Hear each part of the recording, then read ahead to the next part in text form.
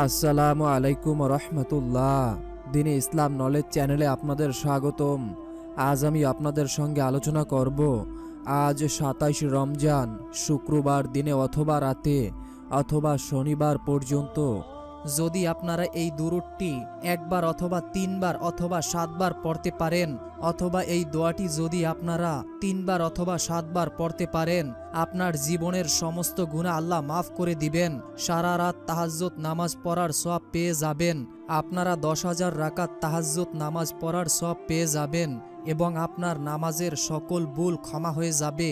বিগত দিনে আপনি যত নামাজ কাজা করেছেন সকল কাজা নামাজ আদায় হয়ে যাবে এবং যে দোয়া বা যে আমল করলে নবীজির সঙ্গে জান্নাতে যেতে পারবেন, কবরের ভয়াবহ শাস্তি থেকে রক্ষা পাবেন এবং পরিবার সংসারে যাদের সমস্যা রয়েছে, রিজিকে যাদের সমস্যা এবং টাকা পয়সা নিয়ে যারা সমস্যার ভিতরে আছেন, যাদের টাকা পয়সার প্রয়োজন, যারা খুবই অভাবে আছেন, এছাড়াও যারা ব্যবসা করতেছেন কিন্তু ব্যবসার ভিতরে লাভের দেখা পাচ্ছেন না, যারা চাকরি করতেছেন কিন্তু চাকরির ভিতরে আয় উন্নতি পাচ্ছেন না, টাকার ভিতরে কোনো বরকত থাকছে না, রহমত বরকত যেন একেবারে দূর হয়ে গিয়েছে।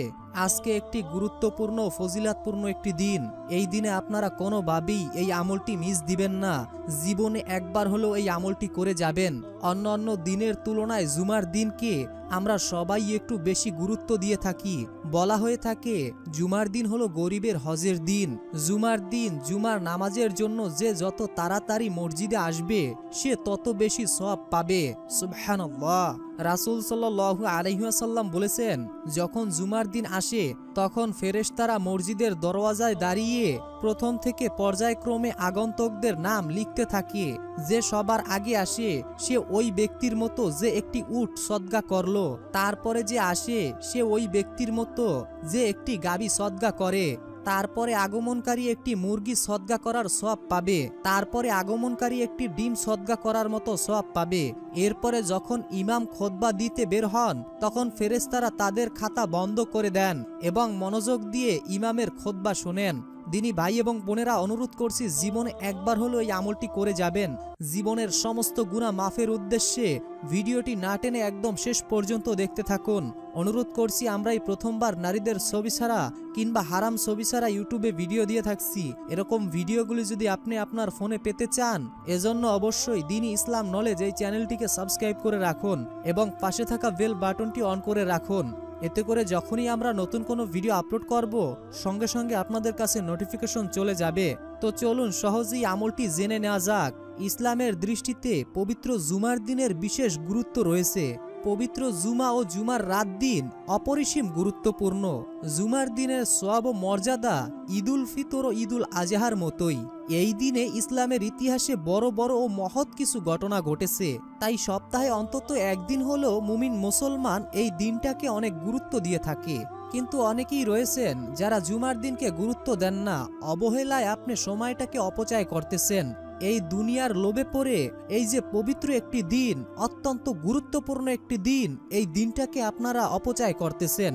অন্তত আপনি ৭ দিনের ভিতরে আমল না করলে সমস্যা নেই, কিন্তু জুমার দিন একটি হজের দিন গরিবের জন্য। এই দিনটাতে অন্তত আপনারা একটা দিন আমল করেন। আমাদের প্রিয় নবী হযরত মুহাম্মদ সাল্লাল্লাহু আলাইহি ওয়াসাল্লাম বলেছেন, হে আমার উম্মতেরা, তোমরা কি দেখো না তোমাদের মাঝে জুমার দিন শ্রেষ্ঠ একটি দিন উপস্থিত হয়েছে? তোমরা কেন দুনিয়ার মোহে পড়ে আছো? তোমরা কেন এই দুনিয়াকে ত্যাগ করছো না এই অত্যন্ত গুরুত্বপূর্ণ একটি দিনে? তোমরা যদি এই দুনিয়ার মায়া ছেড়ে এই জুমার দিনে ফজিলাতপূর্ণ একটি দিনে আল্লাহর ডাকে সাড়া দাও এবং তোমাদের আশার কথা আল্লাহর কাছে বলো এবং তোমরা যদি কিছু চাও, অবশ্যই তিনি তোমাদের ডাকে সাড়া দিবেন এবং তোমাদের মনের মাকসুদগুলো হাসিল করে দিবেন। নবীজির এই কথা থেকে আমরা এটাই বুঝতে পারি যে অন্তত জুমার দিন আমাদেরকে আমল করতেই হবে বাধ্যতামূলক। শুধু তাই নয়, জুমার গুরুত্ব আল্লাহ তাআলার কাছে এত বেশি যে কোরআনে জুমা নামের একটি স্বতন্ত্র সূরা নাজিল করেছেন। আল্লাহ তাআলা কোরআনে ইরশাদ করেছেন, হে মুমিনগণ, জুমার দিন যখন নামাজের জন্য আযান দেওয়া হয় তখন তোমরা আল্লাহর স্মরণে মসজিদে এগিয়ে যাও এবং বেচাকেনা দুনিয়াবি যাবতীয় কাজকর্ম ছেড়ে দাও। এটা তোমাদের জন্য কল্যাণ যদি তোমরা জানতে। অর্থাৎ এখানে আল্লাহ তাআলা আমাদের কল্যাণকে নিহিত করে রেখেছেন। আমরা যদি এই দিনটিতে আল্লাহ তাআলাকে একটু সময় দিতে পারি তাহলে কিন্তু এতে কল্যাণ রয়েছে। দিনী ভাই এবং বোনেরা, জুমার নামাজের নিয়মটা অনেকেই জানেন না।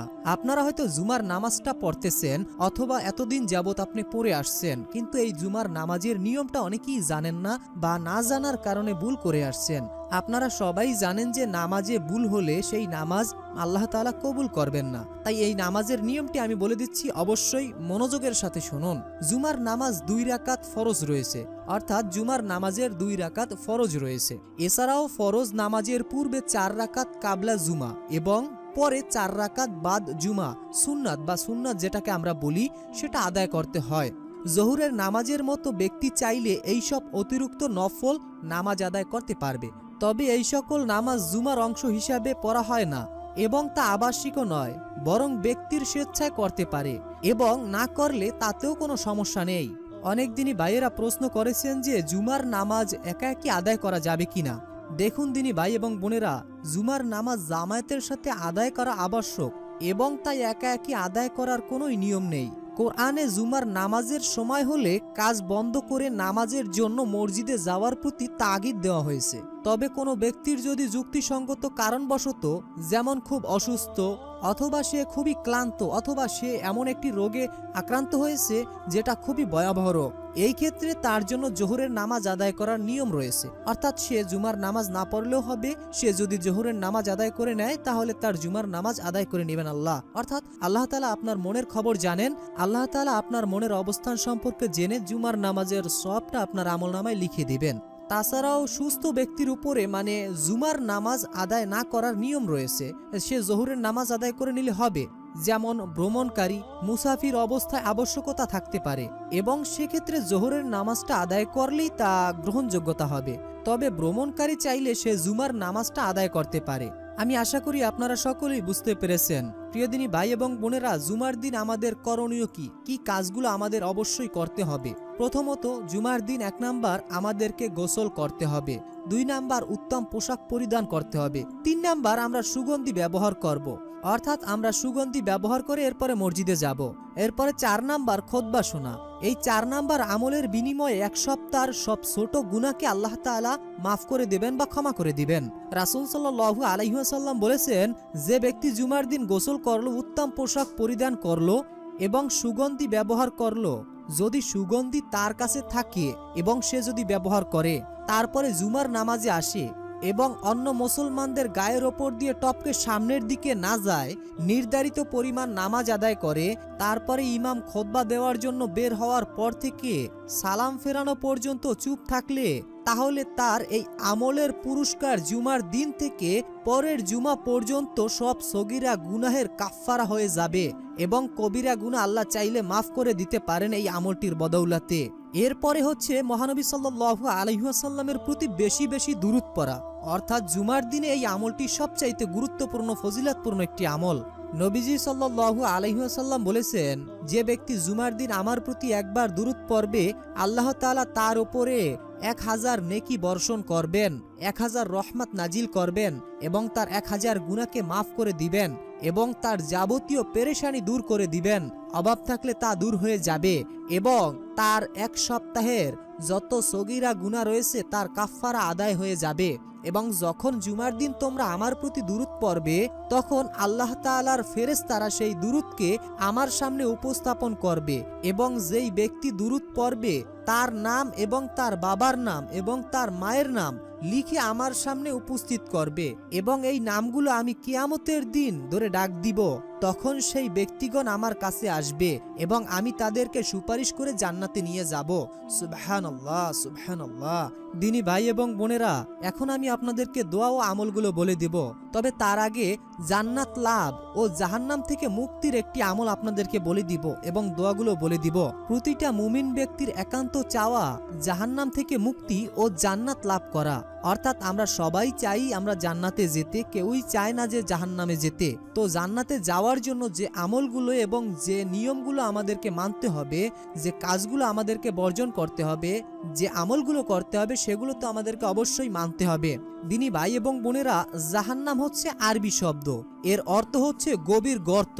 ইসলামী পরিভাষায় মহান আল্লাহ তাআলা আখিরাতে অবিশ্বাসী ও পাপীদের শাস্তির জন্য যে অগ্নি আবাস তৈরি করে রেখেছেন তাকে জাহান্নাম বলা হয়। এটিকে পবিত্র কোরআন ও হাদিসে নর নামে বলা হয়ে থাকে। মহান আল্লাহ তাআলা পবিত্র কোরআনে বলেন, জালেমদের জন্য আমি মহা অগ্নিস্থল তৈরি করে রেখেছি বা প্রস্তুত করে রেখেছি, যার শিখা চারদিক থেকে তাদের ঘিরে জাহান্নামে ফেলবে। যখন পানির জন্য তারা ছটফট করে চিৎকার করবে, তখন তেলের গাদের মতো এক ধরনের গরম পানি তাদের খেতে দেওয়া হবে, যা তাদের মুখগুলো পুড়িয়ে কয়লা করে ফেলবে। হায়, কি নিকৃষ্ট সেই পানি, কি নিকৃষ্টই না সেই অবস্থা। জান্নাত ও জাহান্নামে যাওয়ার প্রধান দুইটি কারণ বর্ণনা করেছেন রাসূল সাল্লাল্লাহু আলাইহি ওয়াসাল্লাম। মানুষকে সবচেয়ে বেশি জান্নাতে নেবে আল্লাহর ভয় ও সুন্দর চরিত্র, আর মানুষকে সবচেয়ে বেশি জাহান্নামে নেবে মুখ ও লজ্জা স্থানের কারণে।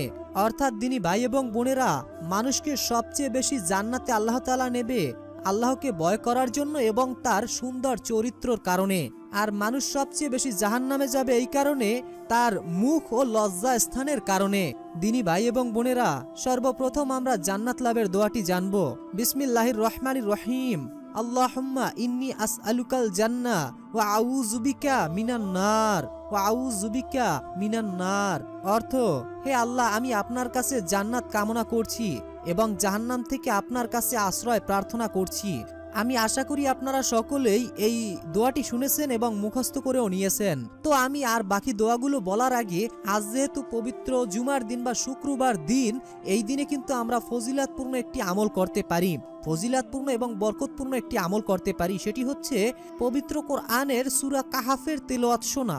আপনারা সকলেই জানেন যে পবিত্র জুমার দিন সূরা কাহাফ তেলাওয়াত করলে অথবা শুনলে এর ফজিলাত অনেক বেশি। হযরত আবু সাউদ খুদরি রাদিয়াল্লাহু তাআলা আনহু থেকে বর্ণিত, নবীজি সাল্লাল্লাহু আলাইহি ওয়াসাল্লাম বলেছেন, নবীজি সাল্লাল্লাহু আলাইহি ওয়াসাল্লাম থেকে বর্ণনা করেন, যে ব্যক্তি জুমার দিন সূরা কাহাফ তেলাওয়াত করবে অথবা পাঠ করবে, তার এক জুমা থেকে পরবর্তী জুমা পর্যন্ত নূর হয়ে যাবে। অন্য হাদিসে এসেছে, যে ব্যক্তি জুমার দিন সূরা কাহাফ তেলাওয়াত করবে অথবা এর তেলাওয়াত শুনবে, সে 8 দিন পর্যন্ত সকল প্রকার ফিতনা থেকে মুক্তি থাকবে। যদি দাজ্জাল বের হয়ে যায় তবে সে দাজ্জালের ফিতনা থেকে মুক্তি থাকবে। এবং অন্য হাদিসে আছে, এক জুমা থেকে অপর জুমা পর্যন্ত তার সব গুনাহকে মাফ করা হবে। অর্থাৎ দিনী ভাই এবং বোনেরা, যদি আপনারা এই সূরাটি শুনতে পারেন, 7 দিনের অর্থাৎ বিগত 7 দিনের গুনাহ কিন্তু আপনার মাফ হয়ে যাবে শুধু এই সূরা। নবিয়ানা মুহাম্মদ, আল্লাহুম্মা সাল্লি আলা মুহাম্মদ, আল্লাহুম্মা সাল্লি আলা মুহাম্মদ। তো আমি আপনাদেরকে এইমাত্র 3টি দুরুদ বলে দিচ্ছি। এই 3টি দুরুদের ভিতর থেকে আপনার যেটা সহজ মনে হয় সেইটা আপনি পড়বেন। তাছাড়াও দুরুদে ইব্রাহিম যদি আপনাদের মুখস্থ থাকে সেটি পড়বেন। এরপরে আমি আপনাদেরকে যে দোয়াগুলো বলে দিচ্ছি, দোয়াগুলো অবশ্যই মনোযোগের সাথে শুনুন এবং আপনারা এই দোয়াগুলো সব সময় পড়বেন নিয়মটি মেনে। আমি নিয়মটি এখনই বলে দিচ্ছি। বিসমিল্লাহির রহমানির রহিম। আনতা ওয়ালিউনা ফাগফির লানা ওয়ারহামনা ওয়া আনতা খায়রুল গাফিরিন। আনতা ওয়ালিউনা ফাগফির লানা ওয়ারহামনা ওয়া আনতা খায়রুল গাফিরিন। বিসমিল্লাহির রহমানির রহিম। রব্বানা আতমিম লানা নূরানা ওয়া ইয়াগফির লানা ইন্নাকা আলা কুল্লি শাইইন কাদির। রব্বানা আতমিম লানা নূরানা ওয়া ইয়াগফির লানা ইন্নাকা আলা কুল্লি শাইইন কাদির। সামিনা ওয়া আতানা গুফরানাকা রব্বানা ওয়া ইলাইকাল মাসির। তো আমি আপনাদেরকে গুনাহ মাফের 3টি দোয়াই মাত্র বলে দিলাম। এই 3টি দোয়া আপনারা অবশ্যই মনোযোগের সাথে শুনেছেন এবং মুখস্থ করেও নিয়েছেন। যদি মুখস্থ না করতে পারেন তাহলে অবশ্যই স্ক্রিনশট দিয়ে আপনার ফোনে রাখতে পারেন, আপনি এগুলো দেখে দেখে মুখস্থ করে নেবেন। তো এখন আমি আপনাদেরকে নিয়মটি বলে দিচ্ছি। নিয়মটি হচ্ছে, যদি আপনারা নামাজের পরে এই আমলটি বা এই দোয়াগুলোর আমল করতে চান, এই ক্ষেত্রে সবচাইতে বেশি ফজিলাত অর্জন করতে পারবেন এবং সবচাইতে মর্যাদার অধিকারী হবেন। কেননা আমরা সকলেই জানি যে নামাজ আল্লাহ তাআলার অত্যন্ত গুরুত্বপূর্ণ একটি ইবাদত। এটা ফরজ হুকুম। আল্লাহ তাআলার ফরজ হুকুম যখন আপনি আদায় করবেন, এরপরে যখন আপনি সালাম ফিরাবেন, আল্লাহ তাআলার কাছে কিছু চাইবেন, আল্লাহ তাআলা আপনাকে খালি হাতে ফিরাবে না। আর যদি আপনি জুমার নামাজের পরে অথবা যে কোনো সময় যে কোনো নামাজের পরে যদি করতে পারেন তাহলেও অনেক ভালো। তবে আপনারা যারা জুমার নামাজ পড়ার পরেও ভিডিওটি দেখতে পারেন, অথবা আগেও দেখতে পারেন, অথবা আপনি যখন এই আমলটি করবেন তখন কোনো নামাজের ওক্ত নেই, অথবা তখন আপনি নামাজ পড়বেন না, আপনি হাঁটতেছেন বা কাজ করতেছেন, তখন আপনি কেমন তার আমলটা করবেন বা কিভাবে আমলটি করবেন সেটি এখন আমি আপনাদেরকে বলে দিচ্ছি। সেটি হচ্ছে, যখন আপনি মনে করেন এই আমলটি করবেন, আপনি চেষ্টা করবেন অজু করে নেওয়ার, অর্থাৎ প্রথমে অজু করে নিয়ে এরপরে আপনি প্রথম থেকে শেষ পর্যন্ত যেই দোয়াগুলো আমি বলে দিলাম এর ভিতর থেকে যেটি আপনার কাছে সহজ বা আপনি খুব তাড়াতাড়ি করতে পারবেন বা পড়তে পারবেন সেই দোয়াগুলো মুখস্থ করে একটি লিস্ট করে এরপরে পড়বেন। সর্বপ্রথম নবীর প্রতি দুরূদ শরীফ আপনারা 7 বার করে পড়বেন। 7 বার করে যে কোনো দুরূদ শরীফ আপনারা প্রথমে পড়ে নেবেন। এরপরে প্রথম থেকে যেই দোয়াগুলো আমি বলে দিলাম এই দোয়াগুলো আপনারা মাত্র 21 বার করে পড়বেন। দোয়াগুলো খুবই ছোট, আপনাদের 21 বার করে পড়তে বেশি সময় লাগবে না। এরপরে আপনি শেষে 21 বার অথবা 7 বার নবীর প্রতি দুরূদ পড়বেন। মনে রাখবেন, প্রথমে আপনি যেই দুরূদ শরীফটি পড়ছেন নবীর প্রতি, সেই দুরূদ শরীফটিও শেষে পড়বেন। এরপরে মহান আল্লাহর কাছে আপনি আপনার আশার কথা বলবেন। ইনশাআল্লাহ এভাবে যদি আপনি দোয়া করতে পারেন এবং আমল করতে পারেন, আল্লাহ আপনার দোয়াকে ফিরিয়ে দিবেন না, আপনি দোয়া করে ব্যর্থ হবেন না। আল্লাহ তাআলা আমাদের সকলকে নেক আমল করার তৌফিক দান করুন, গুনাহ থেকে রক্ষা করুন এবং 5 ওয়াক্ত নামাজ আদায় করার তৌফিক দান করুন। আসসালামু আলাইকুম ওয়া রাহমাতুল্লাহ।